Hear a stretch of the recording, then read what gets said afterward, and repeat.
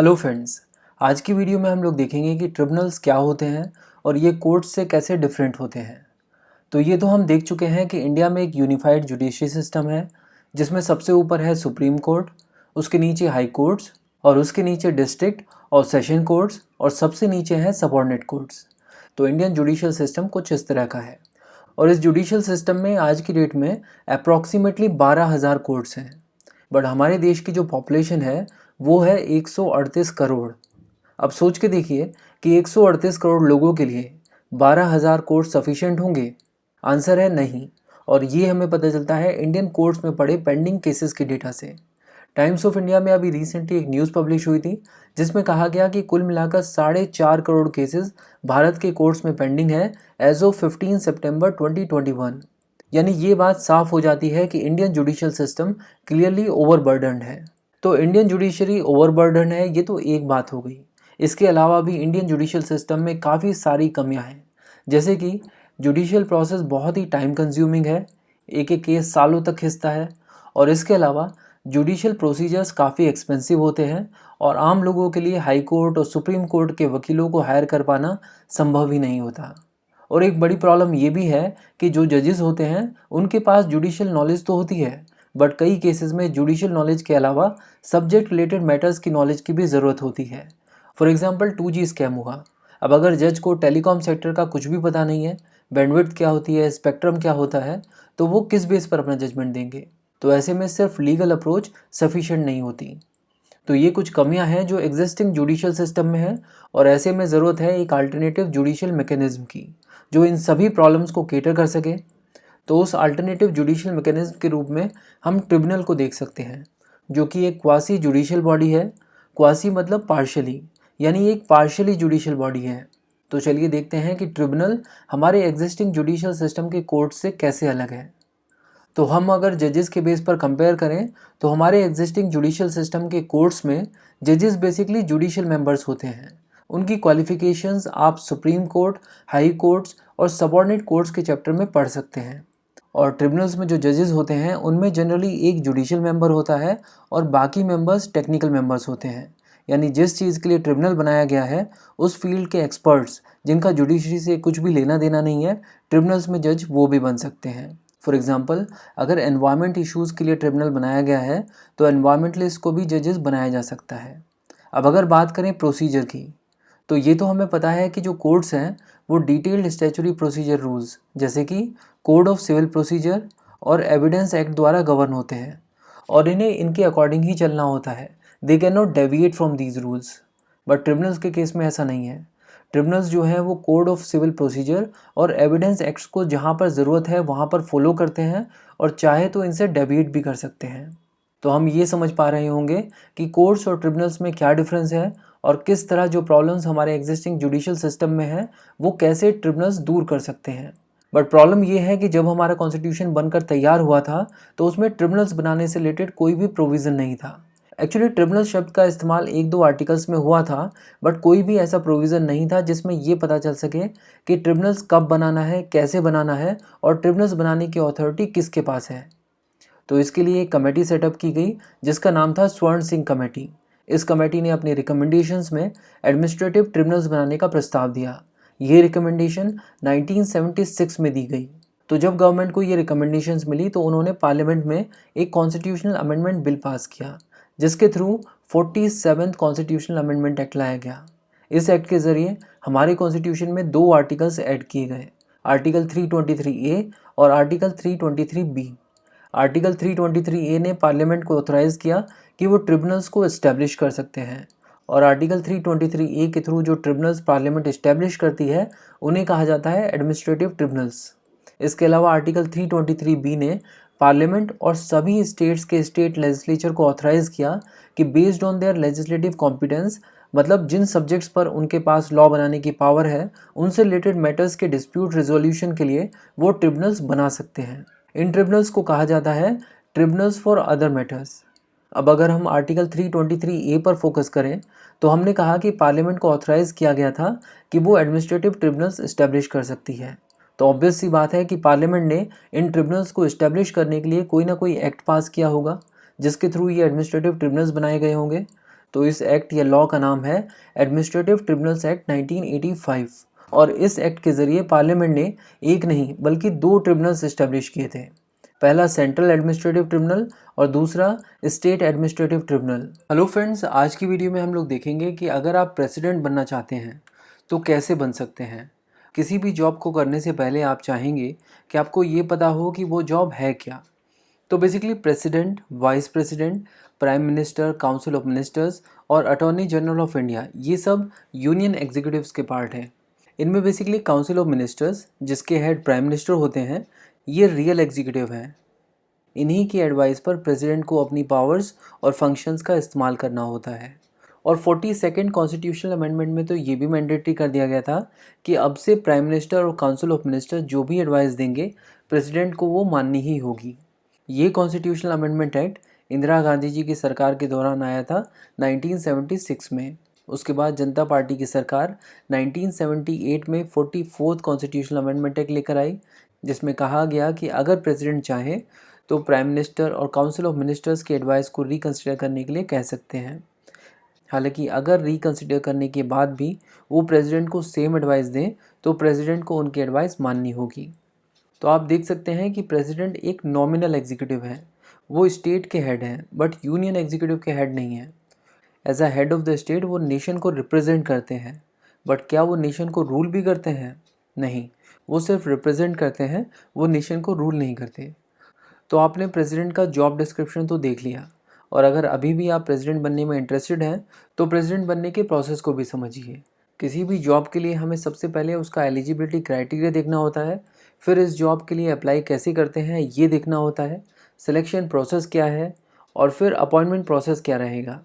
तो सबसे पहले देखेंगे कि प्रेसिडेंट बनने के लिए क्या क्या क्वालिफ़िकेशन चाहिए। उसके बाद प्रेसिडेंट के पद के लिए अप्लाई करने के लिए आपको अपना नामांकन सबमिट करना पड़ेगा, वो कैसे किया जाता है वो भी देखेंगे। उसके बाद सिलेक्शन बेसिकली इलेक्शन के थ्रू होता है, तो वो भी हम इसी वीडियो में देखेंगे। और आखिर में आता है अपॉइंटमेंट, जो कि एक ओथ टेकिंग सेरेमनी होती है। तो इन सभी को हम डिटेल में कवर करने वाले हैं। बट किसी भी जॉब में आप तभी अप्लाई करते हैं जब वहाँ पर वैकेंसी हो। तो सबसे पहले हमें ये देखना होगा कि प्रेसिडेंट का पद कब खाली होता है।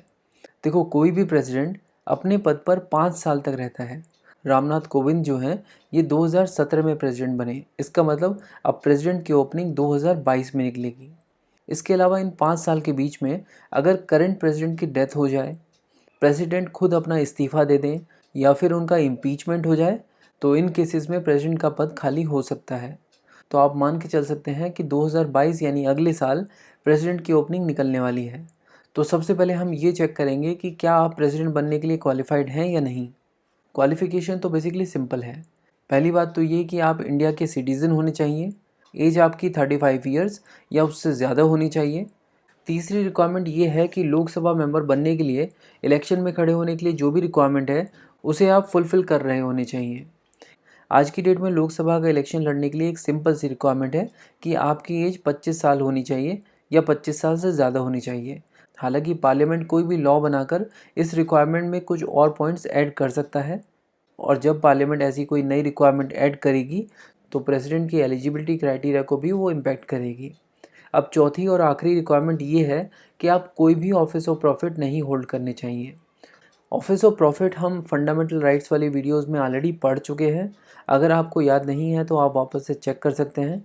बट यहाँ पर एक बात और कही गई है, और वो ये कि अगर आप president, vice president, union minister या फिर किसी स्टेट के मिनिस्टर या फिर किसी स्टेट के गवर्नर हैं, तो वैसे तो आप एक ऑफिस ऑफ प्रॉफिट होल्ड करते हैं, बट फिर भी आपको अलाउड होगा कि आप प्रेसिडेंट के इलेक्शन लड़ सकते हैं। तो अगर आप ये सारे क्राइटेरिया सेटिस्फाई करते हैं तो मुबारक हो, आपने पहली स्टेज को क्वालिफाई कर लिया है। अब आपको अपना नामांकन सबमिट करना होगा। यहाँ पर आपको ये पता होना चाहिए कि प्रेसिडेंट के इलेक्शन में आम लोग वोट नहीं करते हैं। प्रेसिडेंट के इलेक्शन में एक इलेक्टोरल कॉलेज होता है, और इस इलेक्टोरल कॉलेज में जो भी लोग होते हैं सिर्फ वही वोट करते हैं। हालांकि ये बात अलग है कि इस इलेक्टोरल कॉलेज के जो लोग हैं उन्हें भारत के लोग ही चुनते हैं, और इसीलिए हम कह सकते हैं कि प्रेसिडेंट को भी इनडायरेक्टली भारत के लोग ही चुनते हैं, और इसीलिए इसे इनडायरेक्ट इलेक्शन कहा जाता है। बट हमें तो प्रेसिडेंट पद के लिए नामांकन फिल करना था, तो हम ये सब बातें क्यों कर रहे हैं। हम ये सब बातें इसलिए कर रहे हैं क्योंकि जो हमारा नामांकन पत्र होगा उसमें हमें इलेक्टोरल कॉलेज के 50 ऐसे लोगों के सिग्नेचर चाहिए होंगे जो हमारा नाम प्रेसिडेंट पद के लिए प्रपोज करने के लिए तैयार हैं। और उसके अलावा इसी इलेक्टोरल कॉलेज के 50 और ऐसे लोग चाहिए होंगे जो हमें प्रेसिडेंट पद पर देखना चाहते हैं और हमारे नामांकन पत्र में सिग्नेचर करने के लिए तैयार हैं एज सेकेंडर्स। एक बार इन 100 लोगों के सिग्नेचर्स हमें मिल जाते हैं तो हमें 15,000 रुपये का सिक्योरिटी डिपॉजिट आरबीआई में कराना होगा। ऐसा करने के बाद हम ये कह सकते हैं कि हमारी नेक्स्ट स्टेज भी कंप्लीट हो जाएगी, नॉमिनेशन फाइल हो जाएगा। बट आगे बढ़ने से पहले हम ये देख लेते हैं कि जिन लोगों के सिग्नेचर्स हमें चाहिए यानी इस इलेक्टोरल कॉलेज के, ये लोग हैं कौन। बेसिकली पार्लियामेंट में 2 हाउसेज हैं, लोकसभा और राज्यसभा।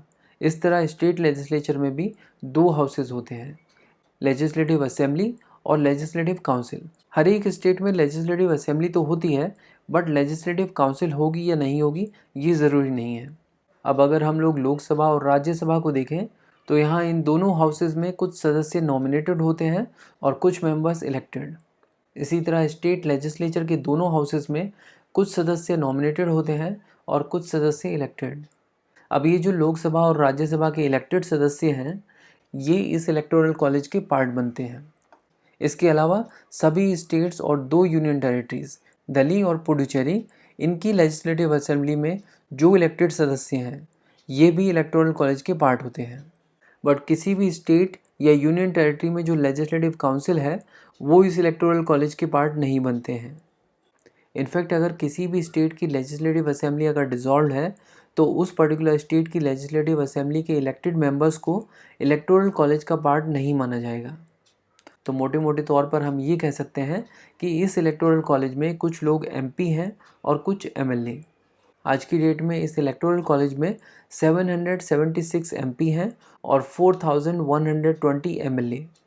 और जैसा कि हमने कहा कि हमें इन एमपीज़ और एमएलएज़ में से 50 को प्रपोजर बनाना होगा और 50 को सेकेंडर। इसके अलावा 15,000 रुपये आरबीआई में जमा कराने होंगे। ये सिक्योरिटी डिपॉजिट है। ये पैसे हमें वापस मिल जाते हैं इलेक्शन के बाद, बट अगर हमें प्रेसिडेंट के इलेक्शन में 1/6 वोट भी नहीं मिले हैं तो ये पैसे जब्त हो जाते हैं, यानी जमानत जब्त हो जाएगी। खैर जो भी हो, अगर हम ये दोनों चीज़ कर लेते हैं तो इसका मतलब ये होगा कि हमारी नॉमिनेशन की जो स्टेज है वो कंप्लीट हो गई। और इन दोनों स्टेज के कंप्लीट होने के बाद अब नेक्स्ट स्टेज है इलेक्शन। बेसिकली हमारे अलावा और भी बहुत सारे लोग होंगे जिन्होंने नामांकन भरा होगा, तो इन सब कैंडिडेट्स के बीच में अब एक इलेक्शन होगा और तभी ये डिसाइड होगा कि कौन बनेगा अगला प्रेसिडेंट। और इस इलेक्शन में वोटिंग करने का अधिकार सिर्फ और सिर्फ इलेक्टोरल कॉलेज में जो लोग हैं सिर्फ उनके पास होगा। और ये तो हम देख ही चुके हैं कि इस इलेक्टोरल कॉलेज में कुछ एमपीज़ हैं और कुछ एमएलएज़। एमपी की संख्या 776 है और एमएलए हैं 4120। अब बात ये है कि इन एमपीज़ और एमएलए की वोट की जो वैल्यू है वो सेम नहीं है। इनफैक्ट हर एक स्टेट के एमएलए की वोट की वैल्यू डिफरेंट है। किसी भी एमएलए की वोट की वैल्यू इस बात पर डिपेंड करेगी कि उस पर्टिकुलर स्टेट की पॉपुलेशन क्या है, और इसके लिए एक सेट फॉर्मूला है। फॉर्मूला ये है कि एक एमएलए की वोट की वैल्यू होगी total population of state divided by total number of elected members in the state legislative assembly. मतलब किसी भी स्टेट की पॉपुलेशन को अगर आप उस स्टेट में जितने भी एमएलए हैं जो चुनाव से जीत कर आए हैं उसे डिवाइड करें और जो भी वैल्यू आती है उसको 1000 से डिवाइड कर दें, तो ये होगी उस पर्टिकुलर स्टेट के एमएलए की वैल्यू। यहाँ पर स्टेट की जो पॉपुलेशन है उसे 1971 के सेंसस के बेस पर लिया जाता है और ये ऐसा ही चलता रहेगा 2026 तक। और ये डिसीज़न लिया गया था 84th कॉन्स्टिट्यूशनल अमेंडमेंट एक्ट में। तो एग्जांपल के लिए हम देख सकते हैं कि 1971 सेंसस के हिसाब से आंध्र प्रदेश की पॉपुलेशन अराउंड 2.7 करोड़ है और आंध्र प्रदेश की लेजिस्लेटिव असेंबली में टोटल 175 इलेक्टेड मेंबर्स हैं।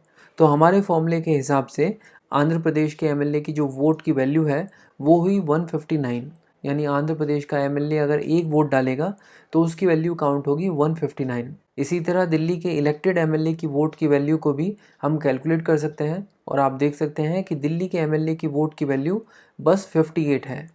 और इसी टेबल में हम लोग अरुणाचल प्रदेश के एमएलए की वोट की वैल्यू भी देख सकते हैं जो कि सिर्फ 8 है। तो यहाँ से ये कंसेप्ट क्लियर होता है कि एक एमएलए की वोट की वैल्यू कम और ज़्यादा इस बेस पर होती है कि वो अपने स्टेट के कितने लोगों को रिप्रेजेंट कर रहा है। और इस कंसेप्ट को कहा जाता है uniformity in the scale of representation of different states.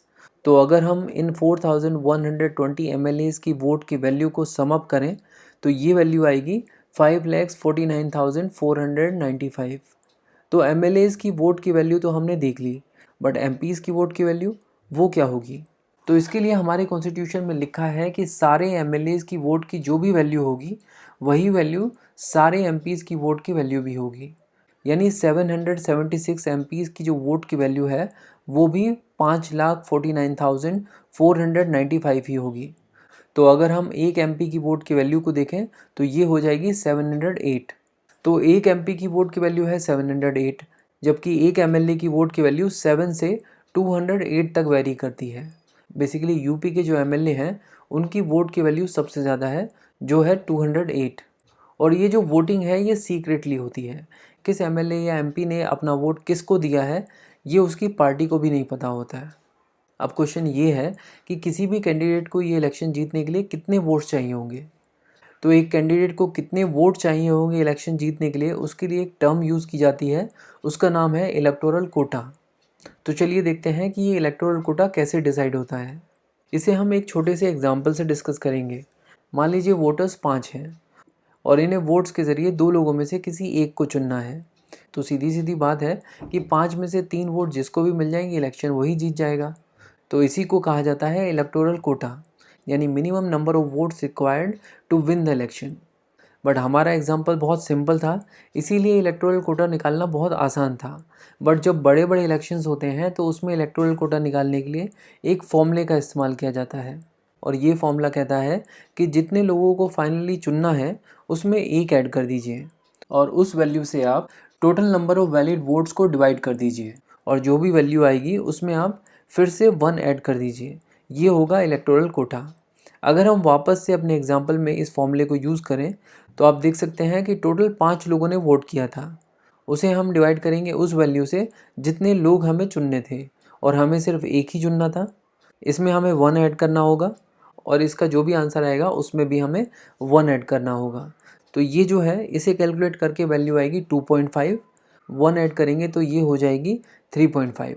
Round of करके वैल्यू हो गई 3, यानी ये तो वही वैल्यू है जो हमने एक्सपेक्ट की थी। प्रेसिडेंट के इलेक्शन में इलेक्टोरल कोटा होगा total value of votes divided by 2 + 1।